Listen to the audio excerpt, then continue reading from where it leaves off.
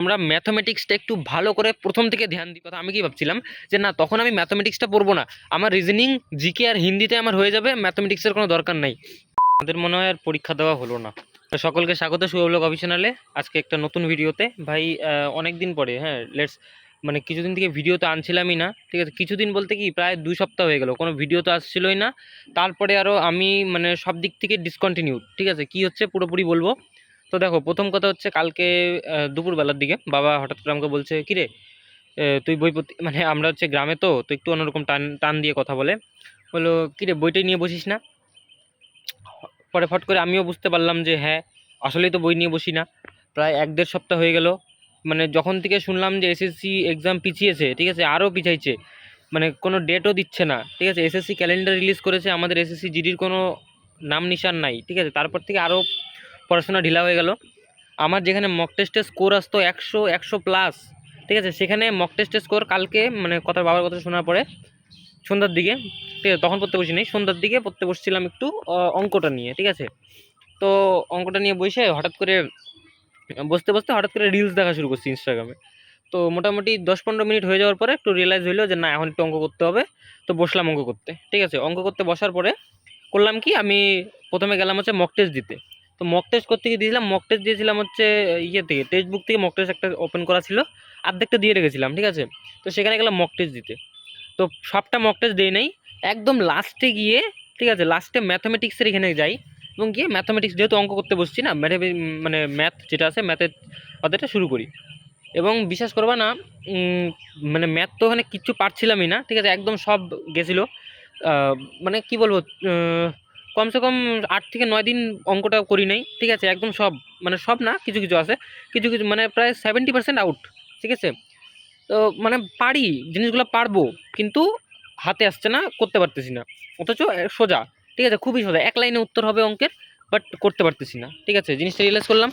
তখন পরে ভাবলাম যে এই অবস্থা কেন। পরে বুঝতে পারলাম যে না, এই অবস্থা হওয়ার কারণ আছে, কারণ হচ্ছে প্র্যাকটিস নাই, দ্বিতীয় কথা। তারপরেই চলে গেলাম হচ্ছে যে ফুল মক টেস্ট দিতে একটা। তো 2023-এর পার্ট 6, মানে শিফট 6-এর একটা মক টেস্ট অন করলাম। তো সেইখানে গিয়ে আমার ওই মক টেস্টটাই, মানে তার আগের মক টেস্টটা আমি দিয়েছিলাম, 103 নাম্বার এসেছিলো আমার, ঠিক আছে, রেজাল্টে গিয়ে স্ক্রিনশট মারা যায় না অ্যাপ্লিকেশনটার মধ্যে। আমার 103 নাম্বার এসেছিলো, ঠিক আছে। অ্যান্ড নেক্সট হচ্ছে ওই মক টেস্টটা, মানে শিফট 5 যেটা ছিল, সেখানে 103 এসেছিলো। আমি রেজাল্টটা দেখেছি। অ্যান্ড ওই মক টেস্টের মধ্যে অনেকটা সময় লেগেছে আমার, অনেক সময়, হ্যাঁ, মানে আমি লাস্ট সময়েও জিকেটা মানে ধরিই নাই, ঠিক আছে। তারপরে জিকে লাস্টে 2 মিনিটের মধ্যে সব মারি দিছি জিকে, ঠিক আছে, ওরকম করে, মানে অনেক সময় লাগছিল। তাও 103 আসছিল আমার। বাট কালকে যে মক টেস্টটা দিলাম রাত্রেবেলায়, মানে দেখে মাথা ঘুরে গেছে আমার। মক টেস্টের নাম্বার আছে 76। ভাই এতটা মানে ডাউনফল, কি বলে, কি মানে কি বলবো এটাকে, এতটা ডাউনফল হয়েছে যে আমার নিজের ভাবতেছি কি এত খারাপ। মানে রিজনিং, কি বলবো, রিজনিং তো মোটামুটি ভালো নাম্বার আসছে রিজনিংয়ে, ঠিক আছে। রিজনিংয়ে আমার 32 না 33 আসছে।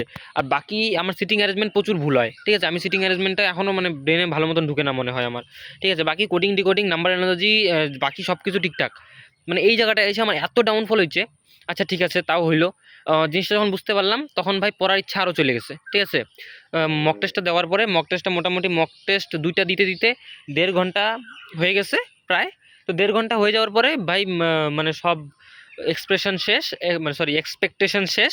অ্যান্ড বইটই বন্ধ করে, ঠিক আছে, বই তো না, মানে খাতাটা বন্ধ করে আবার রিলস দেখা চালু, ঠিক আছে। একটু পরে আবার ভাবলাম যে না, এরকম করলে তো হবে না, হঠাৎ করে কোন দিন পরীক্ষার রেজাল্ট দিয়ে দেয় নাকি। তো তাই জন্য কিছু করতে হবে। তো কি করলাম, ইও স্টাডি অন করলাম, ঠিক আছে। ইও স্টাডি অন করে টেস্ট সিরিজে গেলাম। সেখানে গিয়ে একদম যে লাস্ট মানে টেস্ট সিরিজটা আছে, মানে 17 নাম্বার একটা টেস্ট সিরিজ আছে ওখানে। তো ওখানে টোটাল 13টা টেস্ট সিরিজ আছে, তার মধ্যে থেকে মানে নাম্বার 17, ঠিক আছে। আমি 13, মানে সিরিয়াল নাম্বার ওয়াইজ বলছি না, আমি বলছি নাম্বার, টেস্ট নাম্বার 17 আছে একটা। তো সেখানে যখন লগ ইন করলাম, তো তারপরে সেখানে গিয়ে সেখানে কোনো মক টেস্ট দিই নাই, সেখানে ডাইরেক্ট অ্যান্সার রিভিউ চলে গেছি, ঠিক আছে। অ্যান্সার রিভিউ যাওয়ার পরে ওইখানে গিয়ে কি দেখলাম, যে ওইখানে অ্যান্সারগুলো যে আছে, সেই অ্যান্সারগুলোকে আমি পরে মানে 2-3 বার করে নেক্সট নেক্সট দেখতেছি, ঠিক আছে, আর করতেছি। তো তারপরে একটু রিয়েলাইজ হলো না, একটু একটু পারবো এখন, ঠিক আছে, পারবো। তারপরে নেক্সট আর একটা মক টেস্ট দিতে বসছিলাম, কিন্তু ধৈর্য কুলাইলো না, মক টেস্ট ছাড়িয়ে দিলাম, ঠিক আছে। আর হ্যাঁ, প্রথম কথা হচ্ছে ভিডিও বানানো ডিসকন্টিনিউড হয়ে যাওয়ার কারণ হচ্ছে গিয়ে আমার ফোনটা বেশি ভালো না। মেন কথা যেটা, আমার ফোনটা বেশি ভালো না, বেশি লোড নিতে পারে না। অ্যান্ড সেকেন্ড কথা হচ্ছে গিয়ে ভিডিও বানাই খুব একটা, যখন ছোটো মোটো প্রমোশন আসে তখন এক একটা প্রমোশন করি, ঠিক আছে। আর অনেকে বলে ভাই প্রমোশন নিজে আগে শিখে নে তারপরে মানুষকে বলে, দেখো ভাই আমার সাথে সেরকম কোনো সম্পর্ক নাই। আমাকে কোম্পানির তরফ থেকে আসে, টাকা দেয়, প্রমোশন করায়, আমি টাকা নিয়ে একটা ভিডিও তাদেরকে দিয়ে দিই, ঠিক আছে, জাস্ট ইট। তাতে কি হয়, তাতে আমার সামান্য হাত খরচাটা চলে। যদি সেটাই পাই আমি, সেটা মানুষের কথা শুনে কেন করব না, নাকি? তোমার দেখতে হয় দেখো, করতে হয় করো, বাট মানে একদম সোজা। আর এসএসসি জিডি যারা যারা 2027-এর জন্য প্রিপেয়ার নিচ্ছ, ঠিক আছে, বা পড়াশোনা করছো, তাদের জন্য বলি আমি যে তোমরা ম্যাথমেটিক্সটা একটু ভালো করে প্রথম থেকে ধ্যান দিবে। কারণ আমার ম্যাথমেটিক্সটা মানে কি বলবো ভাই, আমি নিজেও তো মানে কত থেকে পড়ছি, আগস্টের থেকে পড়া শুরু করেছিলাম সম্ভবত। তো আমি তখন মানে আমি কি ভাবছিলাম অ্যাকচুয়ালি, যেটা সত্যি কথা, আমি কি ভাবছিলাম যে না, তখন আমি ম্যাথমেটিক্সটা পড়বো না, আমার রিজনিং, জিকে আর হিন্দিতে আমার হয়ে যাবে, ম্যাথমেটিক্সের কোনো দরকার নাই। পরে যখন রিয়েলাইজ করতে পারলাম যে না, জিকেটা অতটা পসিবল না, আর হচ্ছে গিয়ে হিন্দিটাও আটকায় যায়, ঠিক আছে, হিন্দিটাও আটকায় যায়। তো আমি হিন্দি পারি, এমন না যে পারি না, বাট তাও আমার হিন্দিটা পুরো ক্লিয়ার হয় না, 20 থেকে 25 নাম্বার আসে হিন্দিতে, মানে ভাবতে পারছো কতটা কম আসতেছে, ঠিক আছে। আর ম্যাথামেটিক্সটা আগে মোটামুটি ভালো আসতো, কারণ যখন, আর ম্যাথামেটিক্স একটা জিনিস খুব মোস্ট ইম্পর্টেন্ট, যেটা হচ্ছে তুমি ধরো যতক্ষণ ধরে করতেছো, মানে যতক্ষণ ধরে তোমার রেগুলারিটি চলতেছে, মানে আমি আজকে করতেছি কালকে করতেছি, ঠিক আছে, এভাবে চালাই যাচ্ছি, আমি চালাই যাচ্ছি, অ্যান্ড আমার মানে মাইন্ডে থাকবে, ঠিক আছে। যখন শেষ হয়ে যাবে, হ্যাঁ, যখন আমার মানে চলাটা বন্ধ হয়ে যাবে, তখন মানে যখন প্র্যাকটিস করাটা বন্ধ করে দিব, তখন ব্রেনের থেকেও চলে যাবে আস্তে আস্তে, একদম কিচ্ছু নাই ব্রেনের মধ্যে, ঠিক আছে। এই জিনিসটা ম্যাথমেটিক্সের সব থেকে বেশি হয়, আর আমার তো আরও বেশি হয়, ঠিক আছে। কেন হয় আমি বললাম, যার জন্য যে প্র্যাকটিসে না থাকলে কোনো জিনিসই আয়ত্তে থাকে না। আর তারপরে পরবর্তী কথা হচ্ছে রিজনিং। তো রিজনিং মোটামুটি থাকে, যদি রিজনিং প্র্যাকটিসও না করো, এক আধবার দেখলে আসে পড়ে, কিন্তু ম্যাথমেটিক্সটা হেভি টাফ, ঠিক আছে, আমার মানে আমার যেটা মনে হয়। আর ক্লাস 10-এর ম্যাথমেটিক্স যদি, আশা করি ক্লাস 10-এ যদি ভালো মতন পড়াশোনা করতাম, হইতে পারে এরকম দিনটা দেখতে লাগতো না, কারণ নিজেরই ভাবতে কষ্ট লাগে। ওই দিনকা ম্যাথমেটিক্স আমি অঙ্ক করি, তাও একটা স্যার ছিল আমাদের, যা আমি ম্যাথ করতাম যেখানে ক্লাস 10-এ। তো আমাদের বাড়ির থেকে বেশি দূরে না, এবার 2 কিলোমিটারের মধ্যে। তো স্যারকে বললাম, স্যার এমন একটা মানে এক্সাম দিব, বলি নাই কিসের এক্সাম দিব, বলছি এমন একটা এক্সাম দিব, 10-12 লেভেলের এক্সামের মধ্যে কোশ্চেন হয়, স্যার আমাকে একটুখানি হেল্প করবেন, মানে সলভ করে দেওয়ার জন্য। অনলাইনে তো করছি, বাট অফলাইনে একটু করলে মনে হয় যে না, সামনে বসে কেউ বুঝাইলে একটু বেটার হইতো, ঠিক আছে, সেই জন্য স্যারকে বললাম। বাট স্যার কি বলে, যে এখন তো ব্যাচ স্টার্ট হয়ে গেছে, তোমাকে এখন মানে সিঙ্গেলে একা পড়াইতে হবে।